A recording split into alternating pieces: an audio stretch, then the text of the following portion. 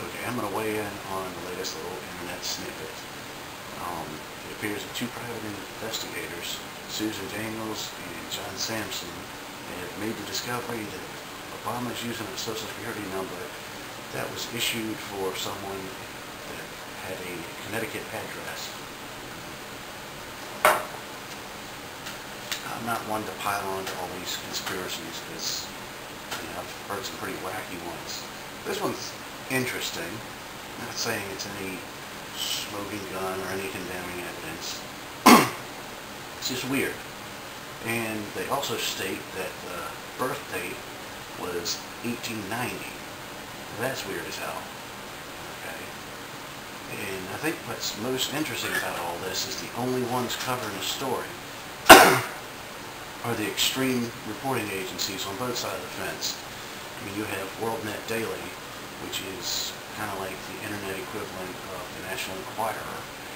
And then on the left-hand side of the blogosphere, you have the Huffington Post, which is Liberals Are Us.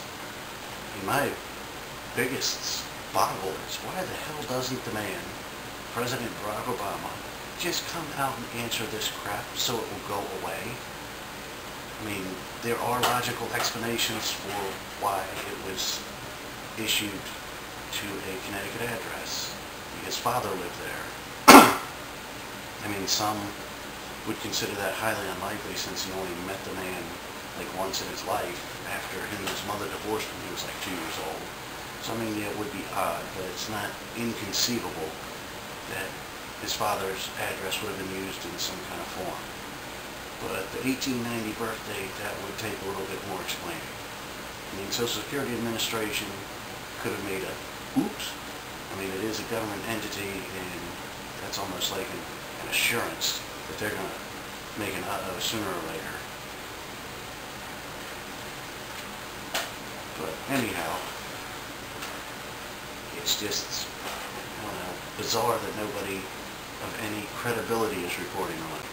Because it seems like something that can be cleared up either one way or the other pretty rapidly with a credible news organization with, intense resources at its disposal. But I'm going to read a little clip from the Huffington Post. Now, I don't know if they are just so used to the politics of personal destruction that it's a natural knee-jerk reaction to them. That's how they address all problems, great and small. Or is it that they, when they're afraid, they just naturally tend to cover up with these things?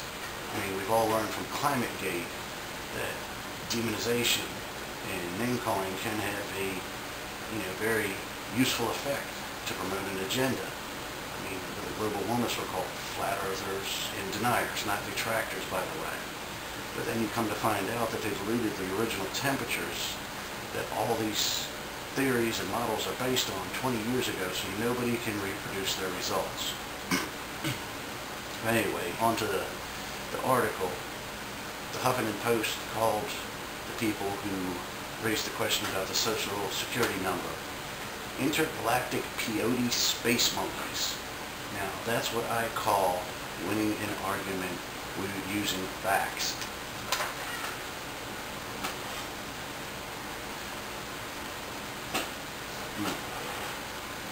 But they did tout their humanitarian nature and said that they would let all the intergalactic peyote space monkeys continue to eat and to use the new modern convenience called indoor plumbing. Now, I got a question to you, Miss Ariana Huffington. That's the owner of the Huffington Post, by the way. I still cringe when I think of her running for governor. Because when her and Arnold Schwarzenegger got into a debate, you needed subtitles to understand the two of them. But anyhow, Miss Huffington, if you think indoor plumbing is a modern convenience or a recent discovery, I don't want to be trapped with you in an elevator.